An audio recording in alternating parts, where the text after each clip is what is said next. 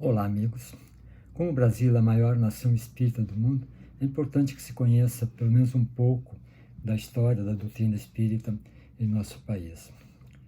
O espiritismo surgiu em 1848 e 10 anos depois, com o lançamento do Livro dos Espíritos, a primeira obra de Kardec, que ele começou a ter então ampla divulgação em outros países, inclusive no Brasil, que não demorou muito para chegar aqui, porque a cultura brasileira, na época, era muito influenciada pela cultura francesa.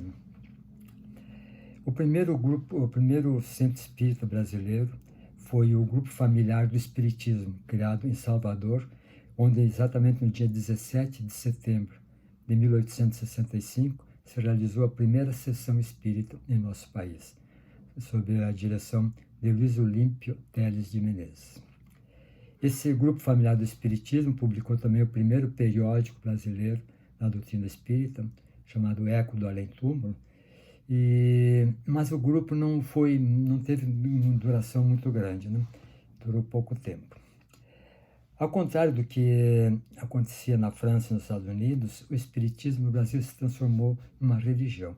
Ele chegou, a princípio, foi recebido como ciência da observação e como filosofia, como Kardec descrevia, mas aos poucos foi adquirindo um caráter religioso. Mas foi aos poucos, durante décadas, se debateu a natureza do espiritismo no Brasil, o aspecto religioso do espiritismo no nosso país, com grupos de cientistas, filósofos e outros debatendo isso aí de maneira muito intensa, né? Então, os primeiros espíritas brasileiros, eles se consideravam filósofos, recebiam o espiritismo com uma abordagem filosófica e científica, né? E tanto assim que os que eram católicos continuaram sendo católicos, né? Mas, então, depois de muitas décadas de debate, se firmou o caráter religioso do espiritismo aqui. Muitas das informações que eu vou dar nesse vídeo foram extraídas desse ótimo livro, Os Mortos e os Vivos, escrito por Reginaldo Prandi. Ele é um sociólogo que fez vários estudos sobre religiões, tem outros livros publicados sobre esse assunto.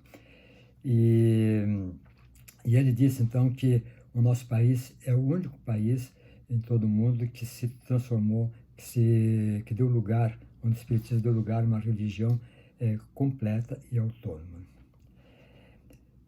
Depois daquele primeiro núcleo espírita da Bahia, que durou pouco tempo, se criou no Rio de Janeiro, em 1873, a Sociedade de Estudos Espíritas. Esta, sim, teve uma duração grande e uma atuação importante. Essa sociedade tinha por objetivo traduzir os livros de Kardec, divulgar a doutrina espírita, claro, e propagar a medicina homeopática, que os espíritas já praticavam. Então, como eu disse, essa associação tem uma grande atividade intelectual, ela editou livros, oferecia atendimento para pessoas que procuravam com males físicos, psicológicos, espirituais, problemas da vida cotidiana, assim, um atendimento amplo, assim, e, claro, sempre gratuito, né? É interessante que naquela época e ainda hoje, muitas das pessoas que procuram centros espíritas não são, nem pretendem ser espíritas, né? E eles vão em busca de ajuda, simplesmente, mas sem pensar em se converter para essa religião, essa doutrina que é o espiritismo. Em 1884 foi fundada a Federação Espírita Brasileira, que teve como principal figura de muito destaque Adolfo Bezerra de Menezes. O Bezerra de Menezes, que todos os espíritas conhecem, e nascido no Ceará, mas que morava no Rio de Janeiro desde 1851. Um fato curioso é que o primeiro texto que Bezerra de Menezes escreveu sobre o espiritismo foi uma longa carta que ele mandou a um irmão seu, respondendo uma carta desse irmão, carta em que o irmão tentava demovê-lo da ideia de seguir o espiritismo. O irmão queria que ele abandonasse o espiritismo, e ele, então, em resposta, escreveu uma longa carta, certamente, né, defendendo a doutrina espírita. No espiritismo no Rio de Janeiro e no Brasil todo, naquela época, começou a adquirir muito prestígio porque era defendido, era estudado, procurado e por pessoas de destaque na sociedade, como médicos, juristas, jornalistas e militares, né? Que vinham movidos pelo interesse de conhecer o Espiritismo como ciência, como filosofia, e não necessariamente como religião. Mas um outro motivo que movia essas pessoas a procurar Espiritismo é que eles faziam uma certa oposição à Igreja Católica. Havia uma certa insatisfação com a Igreja Católica pelo fato dela influenciar na política e ditar normas de moralidade, né, para a população. Até a proclamação da República, em 1889, os espíritos foram muito atacados. Eles eram atacados pela imprensa, que dizia que as sessões de materialização que eram feitas eram uma fraude, era truques, magia.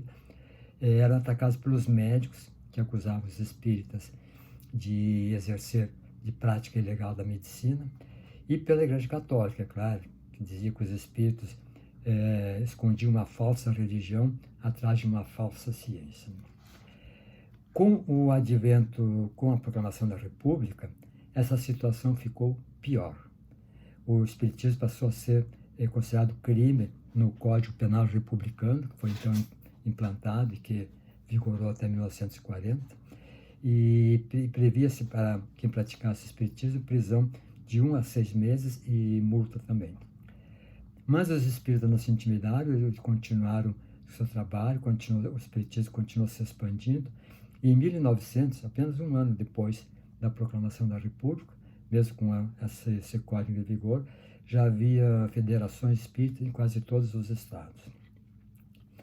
As sociedades espíritas que existiam se tornaram também respeitadas e prestigiadas, porque elas faziam, além dos trabalhos mediúnicos e de passe normais, também mantinham escolas, hospitais, manicômios, asilo para órfãos e para crianças, e inclusive bibliotecas públicas, né? Isso tudo, então, dava um respaldo grande para os espíritas. Mas a imprensa publicava reportagens assim, muito bombásticas, né? Tanto contra o espiritismo como a favor também. Mas era um assunto muito candente, de muito impacto naquela ocasião. Aquelas sessões de materialização, que a igreja dizia que era uma fraude, que a imprensa dizia que era uma fraude, até 1950 eram muito procuradas, eram muito concorridas, muita gente ia assistir. Mas aos poucos elas foram perdendo interesse e o espiritismo passou a ser conhecido principalmente por sua atividade filantrópica, né? Pelas pessoas ilustres que se diziam espíritas, né? E então foi se firmando. Bezerra de Menezes faleceu em 1900 e 10 anos depois nasceu Francisco Cândido Xavier, nosso grande Chico Xavier. Assim como Bezerra tinha imprimido ao espiritismo uma forte conotação religiosa, de religião, Chico Xavier também, desde o início, pautou seu trabalho com uma conotação assim, religiosa bem intensa. Ele acabou se tornando, como se sabe, o maior líder espírita do século XX, principalmente por dois aspectos da sua obra. A incrível obra bibliográfica dele, incrível obra de psicografia, com mais em torno de 500 livros publicados em pelo menos 33 idiomas diferentes, pelas ações judiciais que descendentes dos autores que editavam essas obras ajuizaram contra ele, requerendo direitos autorais, sem êxito, porque nenhum deles conseguiu êxito na justiça, porque Chico Xavier não ganhava não recebia nada, nenhuma remuneração pelas obras que eram publicadas, então não havia como acusá-lo de dever de direitos autorais, né? Então, teve uma atuação muito intensa pelo seu trabalho de psicografia, mas também pela sua atividade filantrópica, né? Trabalho assistencial também enorme desde o começo da sua carreira e depois principalmente em Uberaba. Então esses dois aspectos foi o que mais marcaram a atividade de Chico Xavier e foram isso e outras coisas que o levaram a ser considerado o maior brasileiro de todos os tempos, numa pesquisa que foi feita já há alguns anos atrás, já há um bom tempo. Bom, como é o espiritismo no Brasil hoje, né? As polêmicas em torno do espiritismo acabaram, ele já é aceito, é respeitado, mas ainda há algum preconceito, né? Os católicos evangélicos, por exemplo, não consideram o espiritismo uma religião cristã, embora espíritas e também ubandistas se considerem cristãos. Os historiadores, alguns pelo menos, e sociólogos da religião, pessoas que estudam religião, como Reginaldo Prandi, classifica o espiritismo num grupo de chamadas religiões mediúnicas, junto com Umbanda e Candomblé. Ele congrega pessoas nascidas em famílias espíritas já, mas a maioria dos espíritas de hoje provém de outras religiões. São pessoas que cresceram, foram educadas, criadas em outra religião e depois aderiram ao espiritismo. É o meu caso, por exemplo. Na área assistencial, o espiritismo continua se destacando nos trabalhos de cura, de atendimento para a saúde, e inclusive com alguns centros bem especializados, né, onde faz-se tratamentos, consultas, tratamentos e até cirurgias, né, tudo gratuitamente, como sempre.